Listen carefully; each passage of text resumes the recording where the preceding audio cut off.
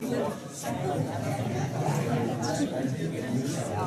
pretty much been born into performing art as a profession.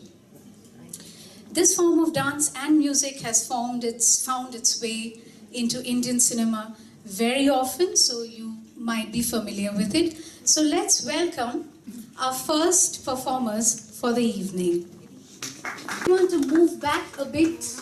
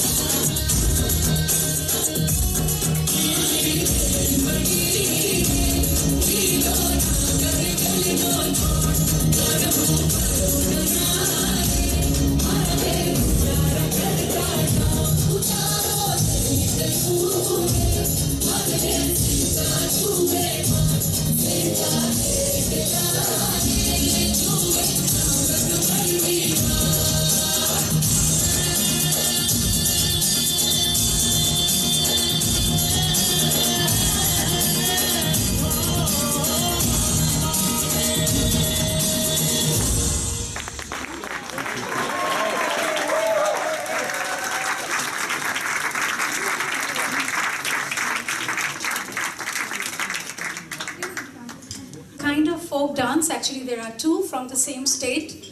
the state of Gujarat, also in the west of India. These are also performed in surprise color costumes. But the uniqueness of one of these dance forms, which is Dandiya, is that, as you saw in the first one, these guys also use sticks, which look like drumsticks but are really much cooler. And as you heard, they use these sticks as props, but they also transform into percussion artists while simultaneously being dancers. So let's welcome our second performers and welcome the spirit of Garba and Dandiya.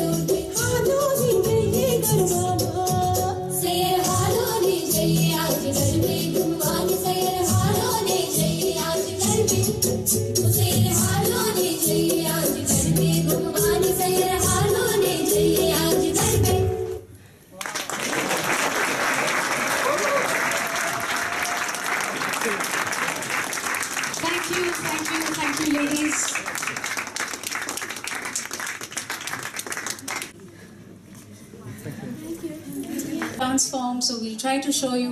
What we are going to show you right now is something that you expect exactly when you think of Bollywood. So anyone who has ever signed up for Bollywood Zumba, Bollywood in Fitness Deco, has aspired to be exactly this. So without any further delay, we have a medley of 4 very popular songs from the past year. And let's see what our beautiful ladies have to offer.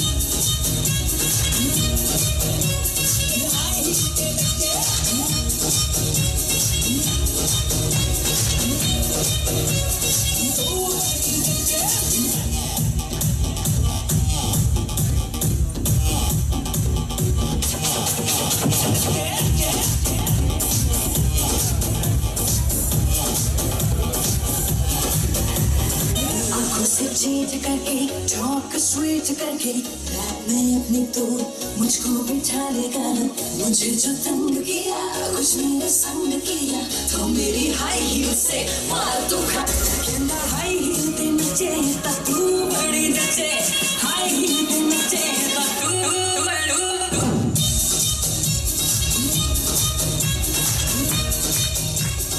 High heel पे नचे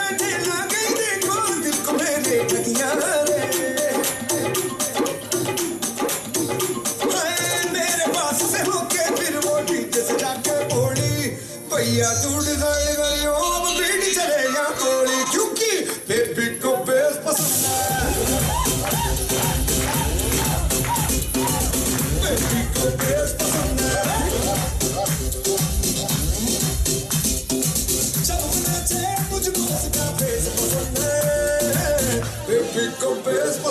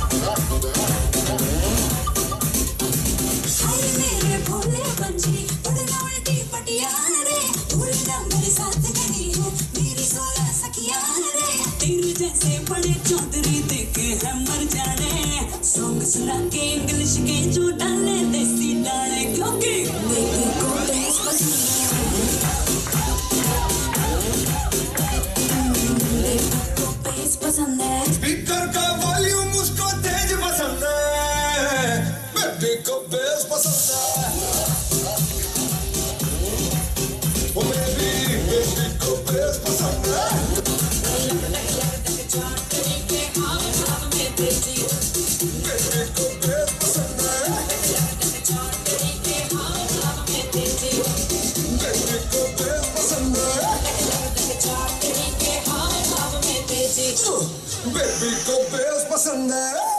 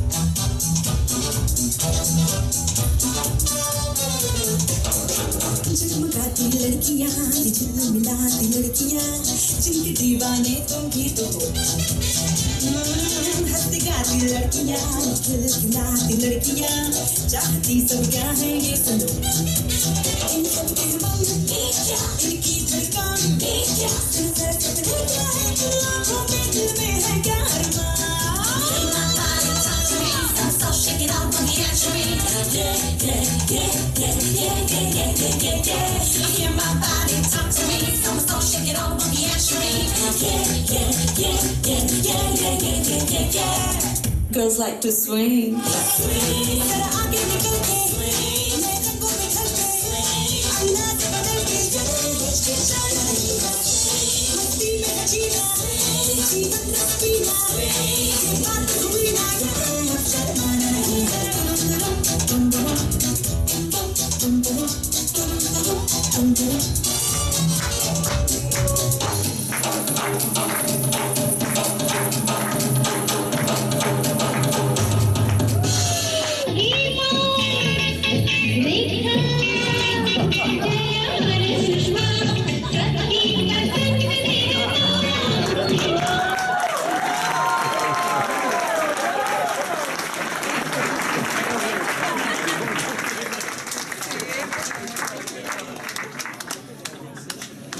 Thank you, ladies.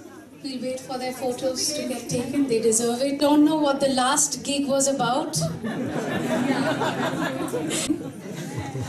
But it's still going on and with full blast, and it's always about women, this ad, so I think it was really appropriate and it resonated with all of us. We love Nirma and thank you. With that, we come to the end of the first half of this evening, and now you will move on to your second host, not me. And I hope you had a wonderful time, and thank you for being such a great audience. Now I would request everyone to move up to the auditorium where you will have the best experience you've had in a long time while watching a film. Thank you.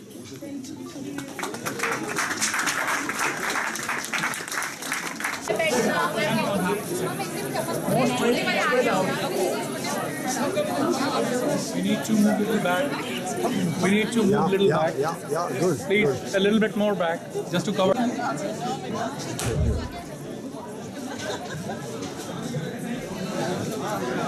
Everybody look here. Now you wave to me, okay? Perfect, thank you.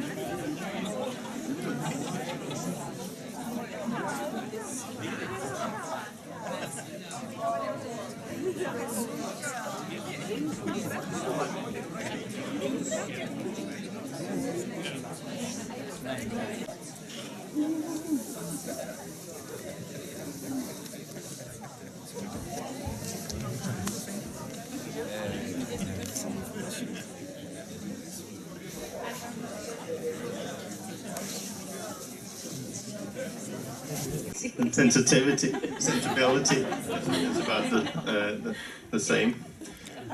But you're also a script writer of this beautiful film. Could you tell us a little bit about what inspired you to this story and how you developed the script? This film actually started in a conversation with the actress Danish Chatterjee, who plays the widow Rani in the film. We were finding something to do together, and she spoke about some conversations that she had with women in a village when she was shooting another film.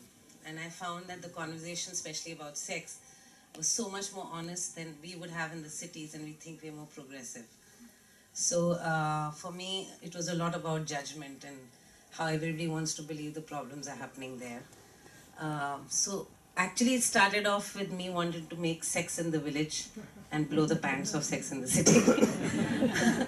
But once I started researching and I started traveling, and I traveled for 2 months, had lots and lots of conversations in the villages with lots of women, came back to Bombay, started writing the script, and first lesson I realized I'm not writing their story, I'm writing my story too. And then sending my script out to friends across the world, filmmakers, who wrote back more stories. So for the first time I didn't get script notes, I got back more stories. So I realized that, you know, something that this film is addressing has such a universal resonance. So that, in concise, is the journey of the film and how we made it. But the film was supposed to take place in Gujarat, but it ended up in Rajasthan. Yes. Why was that? So we were supposed to shoot in Gujarat just because the landscape that I was looking for in the Kutch area was something which was very visually beautiful. So in fact we kind of... This is a desert area. Yes. Yeah. And in fact we created a dialect for the film which doesn't exist. We mixed Hindi and Kutchi and made a special dialect which the people are speaking in the film, which some of the characters are speaking, and the gypsies are speaking other languages. But when I started looking for a village, I was refused permission from close to 30 villages in Gujarat, because whenever I went there to see the village, the men would say, "Do you mean more women like you are going to come here for the shoot?" I would say, "Yes." They said, "No, we don't want that, our women will get corrupt looking at you." So finally, overnight, just before the shoot, we had to shift to Rajasthan. But luckily, Rajasthan gave me the similar landscape. And so finally, we shot in a village which was deserted. We had to construct 60% of the village. And we had our own set of problems there too. Did you have any problems with the censorship in India with this film? No, actually the film premiered at Toronto in 2015, and I think I've been to at least 20 countries after that, and literally the first question that I was ever asked in any festival across the world was, will India get to see the film that we saw? So it was a big challenge, and at one point I didn't know whether the film will release in India because I would not have allowed a censored version to release. But I guess we were very lucky and we got a great committee. The film finally released with the nudity being blurred, but there were no cuts in the film. And we had other problems. We had sex scenes which were leaked out before the release, and the whole film was online before the release. But as far as the censor is concerned, that was the only thing. The film is shot in very beautiful orange, red colors, very warm and bright, and in a way it's strange because the film is it's a dark film, at least some places, and almost a horror film. Why did you choose to use these? Actually, I was celebrating these women. I mean, whether it's in the script or in the visual, for me it's a celebration of the spirit of these women whose stories I'm telling. So I always knew it's going to be a very, very beautiful film, because I think these women are beautiful and I want to celebrate the spirit of survival and the sense of humor and the way they negotiate and navigate through life. The film has been shot by an extremely, extremely great cinematographer, the same person who shot the Titanic, Russell Carpenter. He's the one who shot Parched. And he also came on board because he just loved the script and the content. So initially when he read my script and he offered to shoot it, we said, we can't afford you. And he says, no, I'm going to afford you. So that's a big blessing. And you also work with an excellent editor who worked with Alexander Payne. Yes. How did you get him on board? Kevin Tent is one of the most respected editors in Hollywood. I just thought that since this film was being able to speak to an international audience, we should get as many people internationally to come and work on it, because sometimes it's just a slight shift in the grammar which enlarges the communication. So Kevin is extremely picky about the work that he does.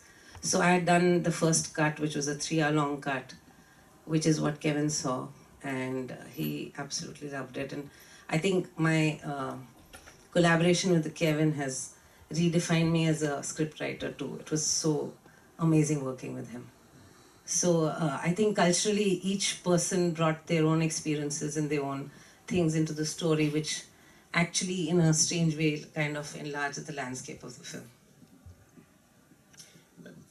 How are we to understand the ending? Is this like a women's dream, or?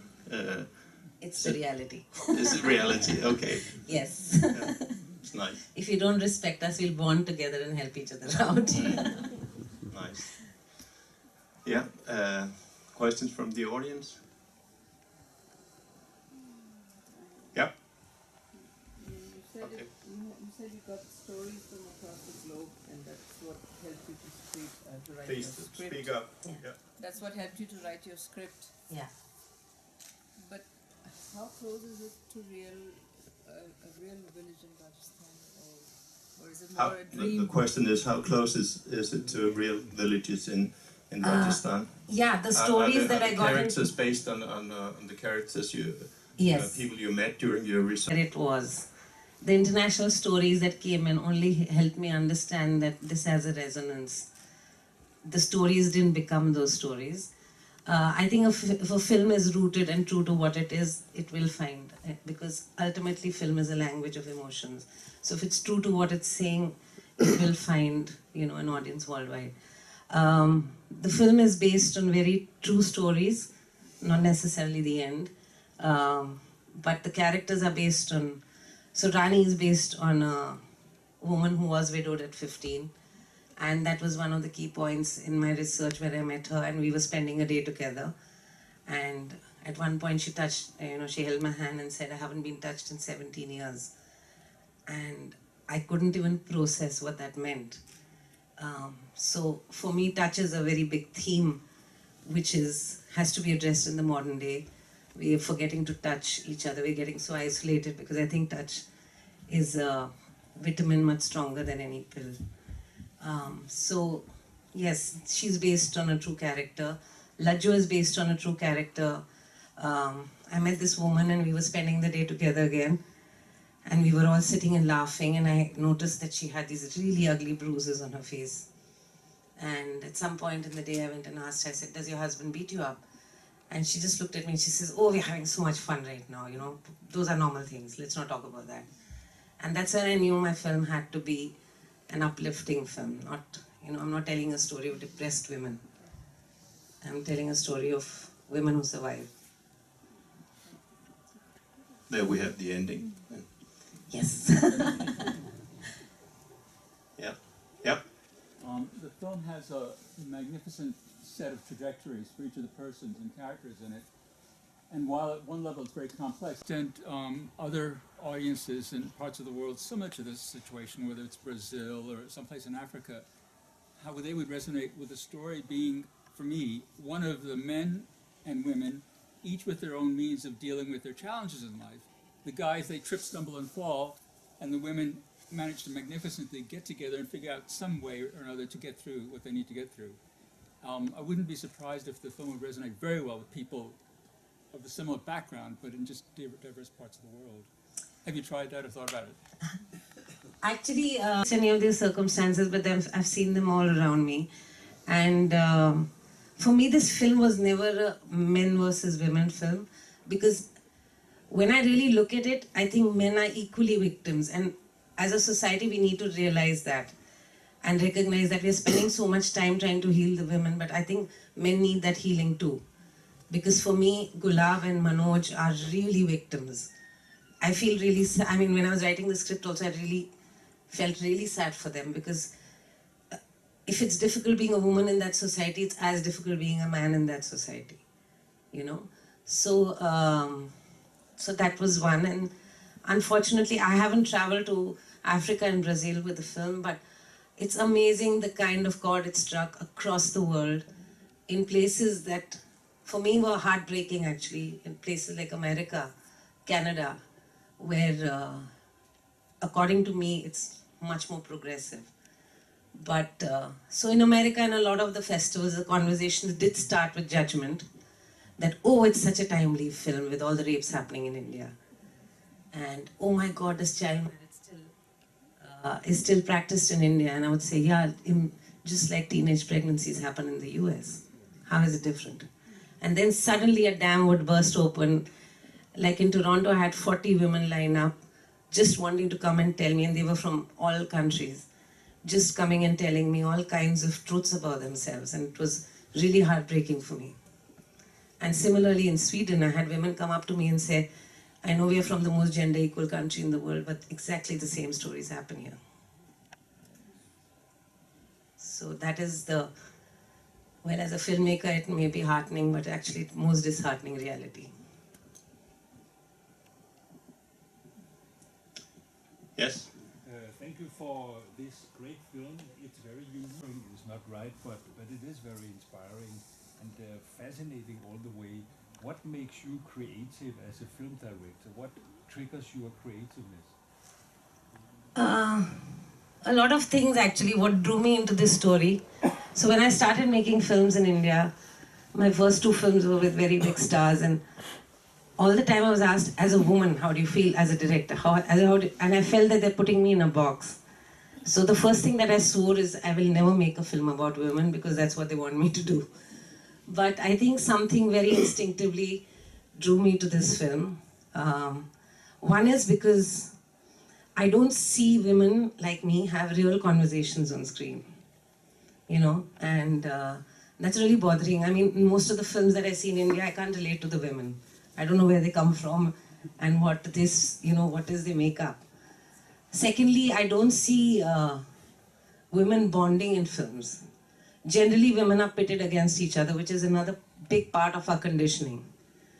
So, and as far as I'm concerned, I think I've had some of the most nurturing and enriching relationships with women who have shaped me into who I am today.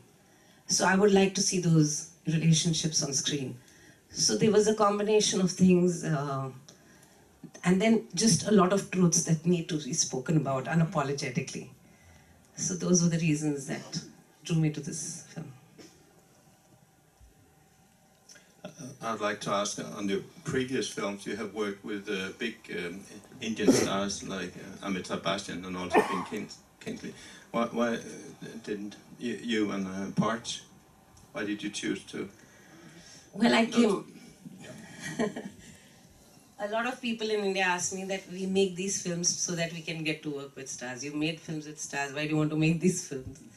But I think I've never charted out my career, and for me, PARCHED was the most satisfying film that I've ever made.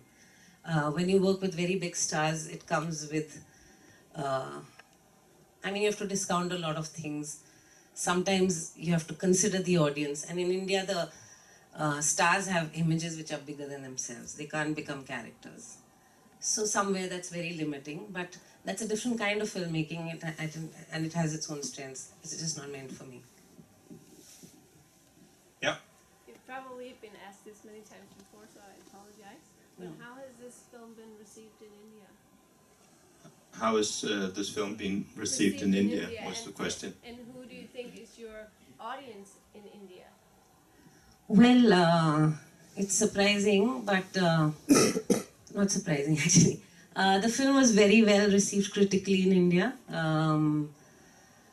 But like I told you, it had leaked out online before the release. In fact, a week before, almost the distributors didn't release the film because it had leaked. But considering my first two films with such big stars, I don't think those films were seen as much as PARCHED. I mean, recently I was on a recce. I mean, so many people here in the audience have told me they've seen it on YouTube.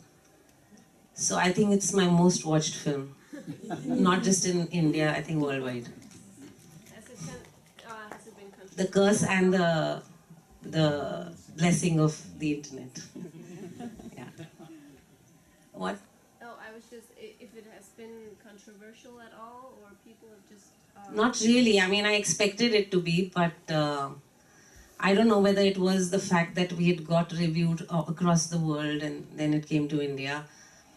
I had some amazing reviews, especially by male critics. In fact, the 3 bad reviews I got were from women. Okay. Thank you. Yes, it was released in the US and France before. Yes. Before it was premiered. The film is the longest running Indian film ever in France. And it was ranked the 9th best film of last year in France. It's run for 9 months in theatres. It started in 70 theatres, went on to 205 theatres and ran for 9 months. So it's a huge hit in France. I think we have time for one more question.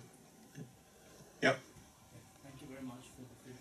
I belong to Rajasthan myself, originally from Rajasthan. I was just wondering, because I read the abstract and it says the fight between subjugation and liberation, and in the end you liberate the women to the extent and say, let's go to Mumbai. And I was just thinking, I mean, was there an alternative ending in your mind also to this? No, she says, one of them suggests let's go to Mumbai. She's Vijli, who's always wanted to go to Mumbai. And the other one says, no, I want to give my daughter the childhood I had in the villages. I wanted to run in the fields, and yeah. So this was the ending always. And just because he comes from Rajasthan, the thing is I mixed. You know how it is in India, that if you make a film about a certain tribe or a certain surname, that particular community will stand up and say, we don't do this. And you know, the whole discussion becomes about that. So I had mixed from costumes to language to tradition of at least 5-6 communities. But still, by the time the film was releasing, we had death threats from one community whose costume the widow wore. And they said, we're going to come and get you and shoot you down. And I kept asking them, there were these ranting men on the phone. I said, okay, even if it's about you, what's the problem? They would never tell me what the problem was. They just told me that they'll shoot me down for it. Okay, Leena, thank you very much for your wonderful film. Come back with your next film. And now you're all invited for Indian refreshments, generously provided by the Indian Embassy in the bar downstairs. Thank you very so much for coming.